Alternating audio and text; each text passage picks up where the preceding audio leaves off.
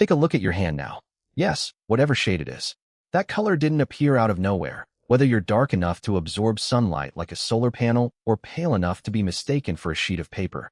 It resulted from one of the most extensive, peculiar, and dramatic transformations in the history of life on Earth. The most bizarre aspect was that it wasn't arbitrary. It wasn't a coincidence. It wasn't a cosmic gamble. It was a tale of survival, a slow-motion biological negotiation between the sun and your ancestors. For the record, the sun was not acting fairly. However, what took place? Vitamin D, cancer, folate, Africa, ice ages, ancient farmers who unintentionally rewired their own evolution, and a surprisingly unpleasant star that sits 93 million miles away from us and has no remorse are all part of the solution. Regardless of your current location, all of your ancestors have dark skin if you follow the human family tree back to the beginning. Each and every one. Not the majority of them. Not most of them. Every one of them. When Homo sapiens originally emerged in Africa about 300,000 years ago, the entire species had dark skin. No pale folks were present. The world was devoid of populations with fair skin. Humans didn't even have the concept of light kin yet. Now consider that for a moment. Every old society, mythology, cave painting, and person you've ever seen in a history book may be traced back to a single founding population that didn't resemble a sizable portion of the contemporary human species. This indicates that something occurred at some point in history. Something was altered. And over tens of thousands of years, that alteration changed the physical characteristics of entire populations on several continents, since it was so strong and profoundly ingrained in our DNA. What was it then? Before we do that, though, there are a few things we should know about skin. Because the majority of people have no understanding what skin is or what it can do for you right now. Many people regard skin like it's nothing more than packaging, like the container your body arrived in, the wrapping that keeps your organs together as you argue with random people online. However, skin is an organ. In actuality, it is your largest organ and performs roughly 47 tasks at once, the majority of which you never consider or express gratitude for. Protection from UV radiation is one of those jobs, possibly the most crucial. The invisible energy that the sun continuously and mercilessly fires at Earth is known as UV radiation. Furthermore, it is not a friend. Chemical bonds are broken by UV light. DNA is harmed by it. Your cells undergo mutations as a result. Additionally, if those mutations accumulate in the incorrect locations over an extended period of time, they develop into cancer, particularly melanoma, which is one of the most severe types of skin cancer. This is the point at which skin tone becomes important. Melanin is the pigment that gives skin its color. Furthermore, melanin functions as a sunscreen in the most literal biological sense. A natural UV filter that is always on. Your skin appears darker the more melanin it contains. Additionally, the more successfully it prevents UV rays from entering the deeper tissue layers that contain your DNA. Dark skin is a shield, not just a style. Because of this, evolution quickly selected for dark skin in Africa, the continent where our species first appeared, where it was exposed to some of the planet's worst UV rays. Your DNA was better protected if you had more melanin. It meant that you had a lower chance of acquiring mutations that cause cancer. It meant you were healthier, lived longer, and, above all, were more likely to survive long enough to procreate and pass on your genes to the following generation, according to evolution's cold, calculating viewpoint. In essence, natural selection is an extremely slow and brutal optimization method. Aesthetics don't matter to it. It has no views on what is beautiful. It doesn't have an idea of what the human race ought to look like when it wakes up. It performs a single calculation billions of times over billions of creatures. Does this characteristic help you live long enough to procreate? If so, hold on to it. If not, get rid of it. Dark complexion was unquestionably acceptable in equatorial Africa under the scorching sun. Every time, every generation. The tale becomes actually unexpectedly complex at this point, though. UV radiation affects more than just the cells in your skin. It also targets an internal component of your body. Something tiny, imperceptible, yet vital. Something that can terminate a pregnancy before it even starts if it is destroyed in the wrong person at the wrong time. The chemical in question is known as folate. It is a type of vitamin B9 that travels through your bloodstream and performs vital biological maintenance functions. You may be thinking, well, it sounds like my doctor advised me to consume more vitamin B. Why does skin color matter? It is really important, particularly if you are attempting to conceive or are already pregnant. For the neural tube to form in embryos, folate is essential. The structure that eventually gives rise to the brain and spinal cord is called the neural tube. The neural tube may not shut correctly if there is insufficient folate during the first few weeks of pregnancy, often even before a woman is aware that she is pregnant. The results are disastrous: miscarriage, severe developmental abnormalities, and neural tube malformations. Here's the issue now. Folate is destroyed by UV light. Folate molecules are broken down by UV radiation when it enters the bloodstream through the skin.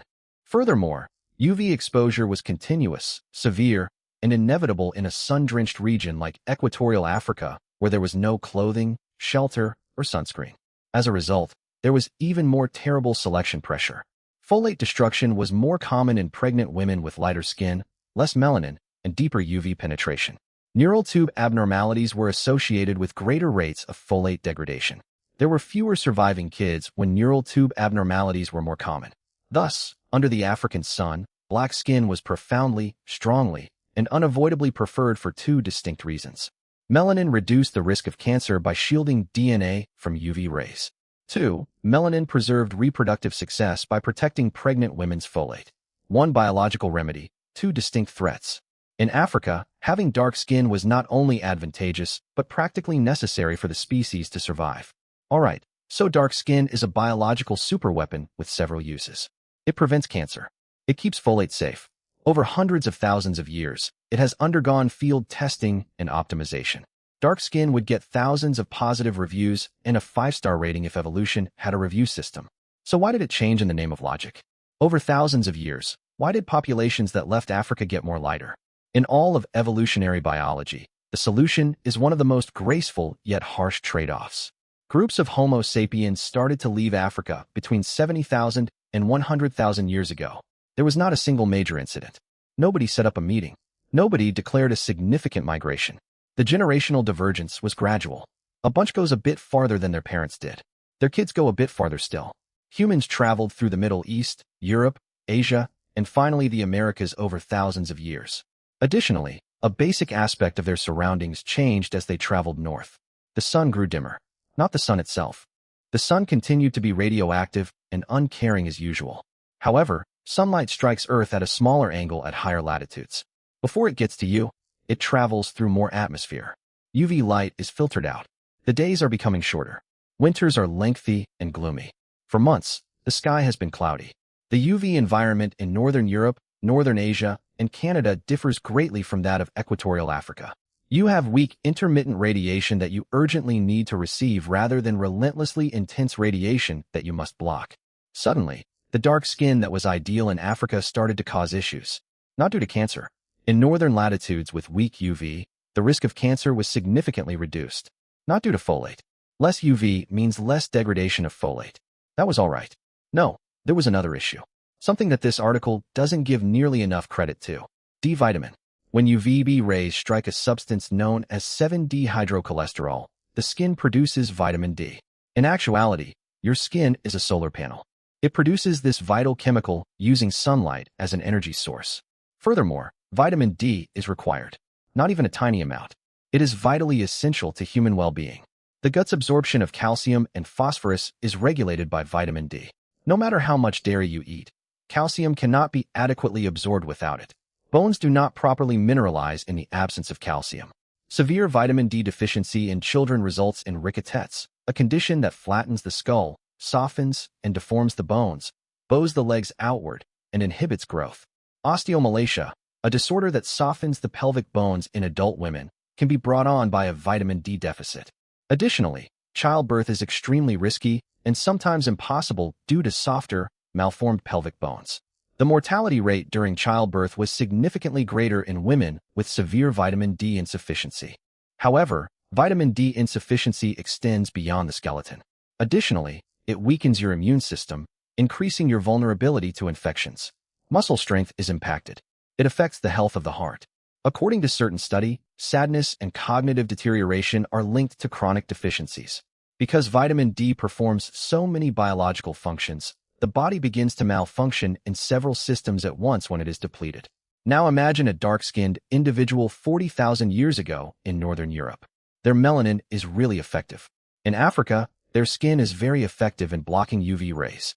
However, the same melanin is now obstructing the very UV that they require to produce vitamin D in the gloomy, cloudy, low-light north. Their skin is unable to distinguish between harmful UV. I really need to block UV rays. All it does is block. Thus, they don't produce enough vitamin D. They absorb less calcium. Their bones deteriorate. Their kids get rickets. During childbirth, women die. The population begins to decrease. In northern latitudes, having dark skin wasn't merely a drawback. It was a generational death sentence in a pre-industrial society without vitamins, fortified meals, or medical treatments. And evolution began to choose against it, that cold, ruthless, infinitely patient calculator. As is often the case, mutations that decreased melanin production started to sporadically arise in the population. However, because people with slightly lighter skin produced slightly more vitamin D, had slightly healthier bones, and had slightly better reproductive success, they spread rather than being eradicated. Slightly lighter, slightly lighter, slightly lighter, generation after generation. The typical skin tone of northern populations increased over thousands of years.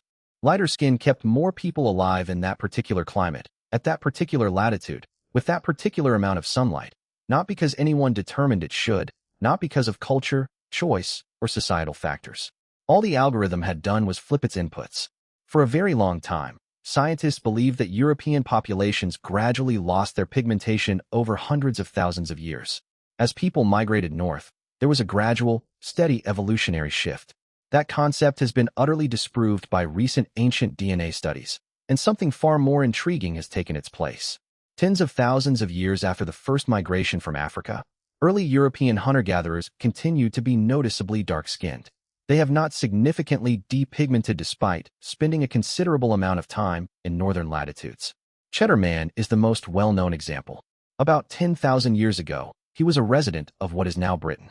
He most likely had dark to medium dark skin, dark curly hair, and blue eyes, according to a 2018 examination of ancient DNA. Because we've grown to connect blue eyes with extremely pale skin, this combination appears nearly absurd to modern eyes. However, it wasn't the case 10,000 years ago. It seems that only in the last 6,000 to 8,000 years has the exceptionally pale complexion that we now associate with Northwestern Europeans expanded broadly among European communities. This skin type burns in around 12 minutes of summer sun. That is startlingly recent. That is less than the last 3% of Homo sapiens' 300,000-year lifetime. What then occurred 6,000 to 8,000 years ago that caused this process to abruptly accelerate so sharply? The answer is one of the most significant changes in human history, yet its impact on skin tone is hardly ever discussed. Farming replaced hunting and gathering during the Neolithic Revolution. Humans' diet was drastically and irreversibly altered when they switched to agriculture. Fatty fish like salmon and mackerel, organ meats like liver and kidney, shellfish, and other animal products, some of the best dietary sources of vitamin D in the world, were all part of the diverse diet that hunters and gatherers consumed. Cereals, including wheat, barley, oats, rye, and carbohydrates, were the main foods consumed by farming populations. Not only did their dietary vitamin D intake decrease, but it completely collapsed.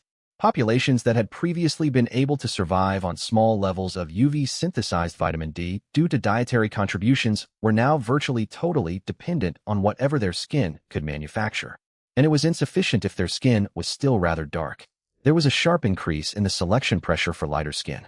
For life, even slight increases in the capacity to synthesize vitamin D and even slightly reduced melanin became vital.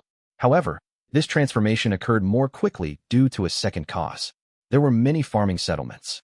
They were thick. They didn't move. Additionally, the rate at which an advantageous mutation spreads within a gene pool is greatly influenced by population size and density.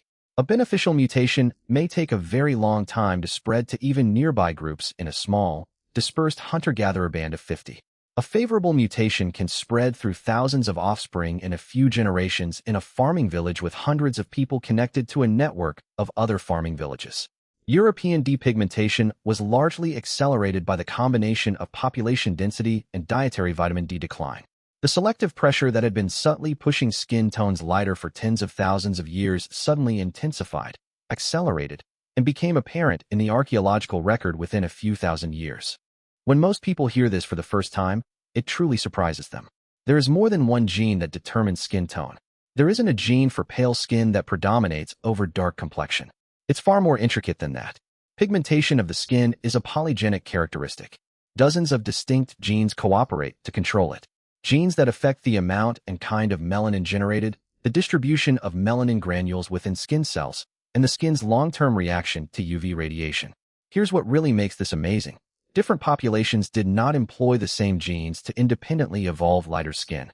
Both Europeans and East Asians have noticeably lighter skin than equatorial Africans. But the genetic variations that give East Asians their lighter skin are very distinct from those that give Europeans their lighter skin. They use distinct molecular pathways to arrive at comparable results. We refer to this as convergent evolution.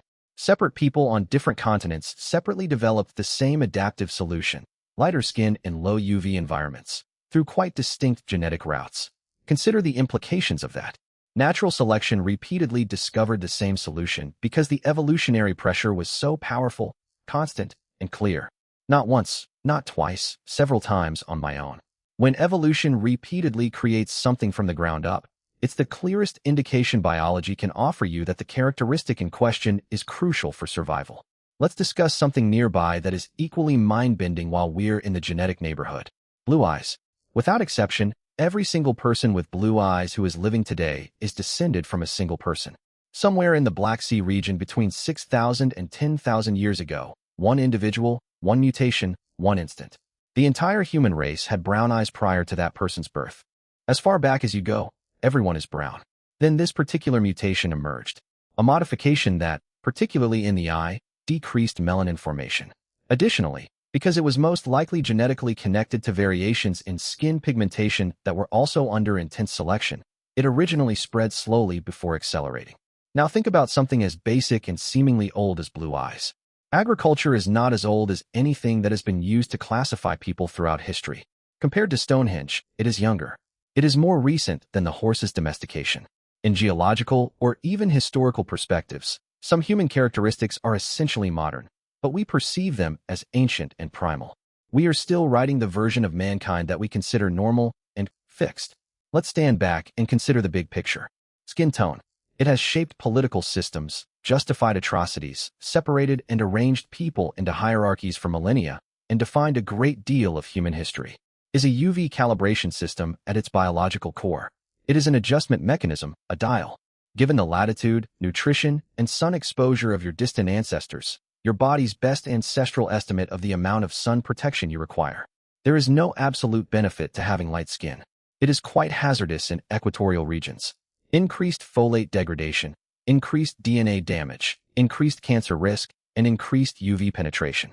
In Africa, having light skin makes it harder to survive. Dark skin is neither primitive nor less advanced.